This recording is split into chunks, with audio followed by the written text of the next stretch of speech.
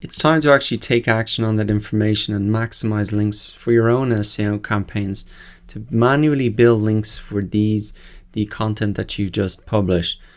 What you can do is really, once you have found those authoritative sites that have do follow backlinks, you can really manually reach out to them by email to pitch your latest blog post or product. To give you an example of this, I'm going to come into one of the do follow backlinks that I've found here.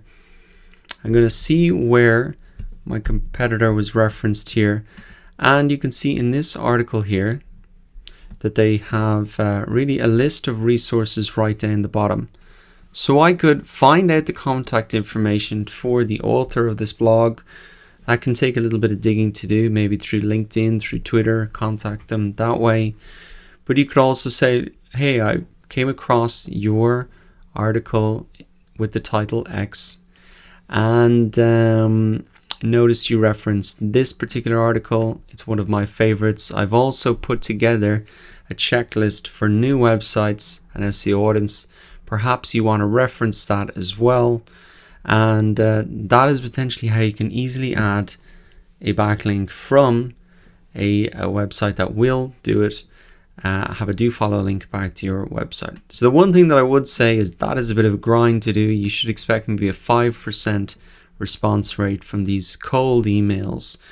But even if you can get a couple of links, 5 links out of 100 requests, those 5 links could really make the difference, because they're do follow links from high authority sites, and that can really help you out.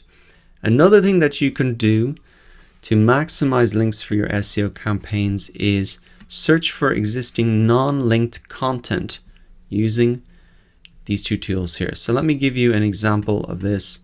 I'm going to come to BuzzSumo. You can maybe type in the name of a brand or a company. You'd obviously do this for yourself, but as I'm just getting started, I don't have something to reference. So let's just put in a local company here in Dublin here.